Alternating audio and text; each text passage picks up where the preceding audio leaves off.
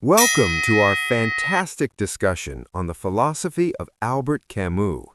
Today, we explore the core ideas of absurdism, its meaning, its challenges, and its relevance to our lives.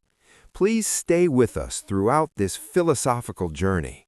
Presented by Feel for Philosophy. You know that feeling when you're just going through the motions? Well, that feeling is the exact starting point for absurdism. It's a philosophy that doesn't just stare into the abyss. It actually finds a powerful reason to live more fully because of it. And we're going to dive into this idea with the brilliant writer Albert Camus as our guide. So it all kicks off with one single, simple question. Maybe it hits you on your morning commute or right in the middle of some boring task.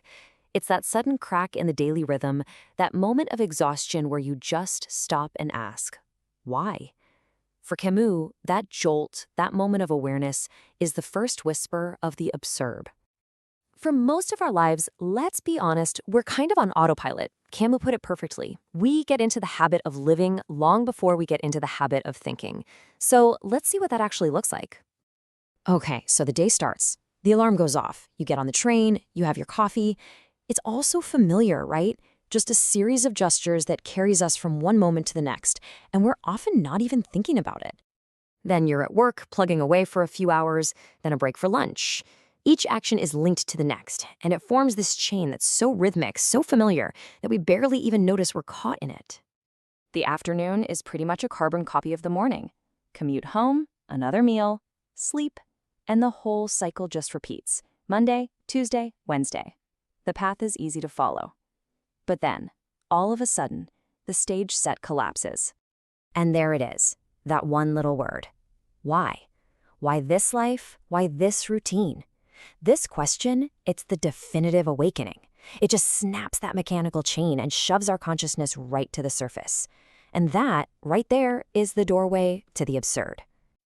So what exactly is the absurd? This is a really crucial point Camus makes. The world itself isn't absurd, and we aren't absurd either. The absurdity is born in the conflict, in that space between us and the universe. The absurd is a relationship. You could even call it a confrontation. It's born from this incredible tension between our passionate, deep-seated need for answers, for clarity, for a grand purpose, and a universe that just offers us silence. In Camus's words, it's a divorce. Let's look at the two sides of that divorce. On one side, you have the human heart just screaming out for reason and for everything to make sense. And on the other side, the universe, silent, irrational, and totally fragmented. The absurd isn't one or the other. It's that impossible, tense relationship that binds them together. Now, when you're faced with a conflict that huge, that dizzying, what's your first instinct? To get out, right? To escape. And Camus points out two main escape routes people take, but he sees both of them as a kind of philosophical cheating. The first escape route is the most direct one, physical suicide. It just ends the conflict by removing you from the equation entirely. The second is a lot more subtle, and it's what Camus calls philosophical suicide. This is the leap of faith. It's turning to religion or some grand ideology to give meaning to a meaningless world. It doesn't actually solve the problem, it just lets you avoid it. So here's the crucial point, the real heart of it. For Camus, the only honest response is to refuse both of those escapes.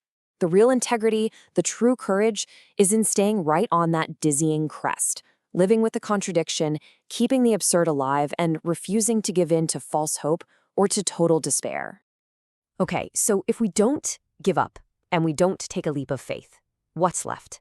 This is where absurdism flips from being a problem to being a powerful way to live.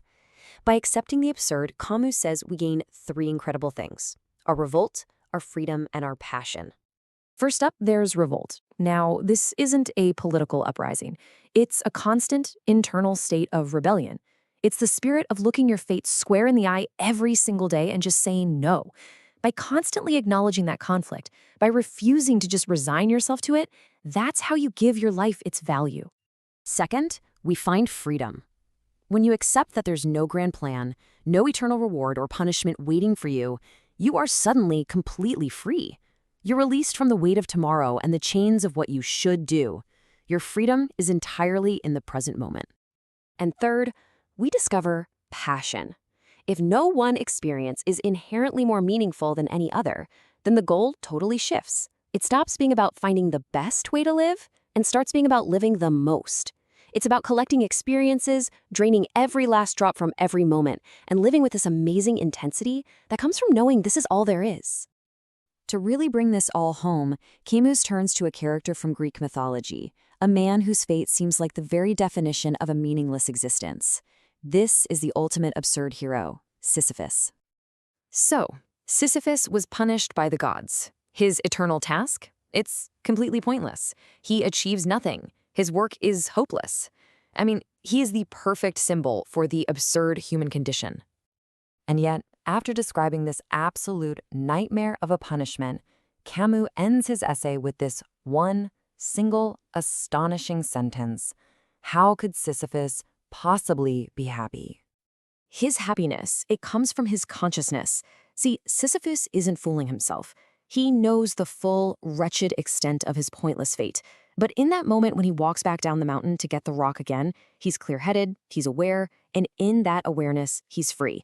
By scorning his fate, by embracing his struggle without any hope, he makes it his own. His revolt transforms the punishment into a victory. The struggle itself, Camus says, is enough to fill a man's heart. So you see, absurdism isn't a philosophy of despair. Far from it. It's a call to arms. It's a call to live with a clear-eyed rebellion, to find freedom in a world without any guarantees, and to embrace the passionate struggle of just being alive. And it leaves all of us with a powerful and really personal question. If happiness is found in the conscious struggle itself, then what's the rock that you are willing to push every single day? Thank you for watching this video. If you enjoyed it, please like, share, and subscribe. Your support encourages me to create more content. Thank you.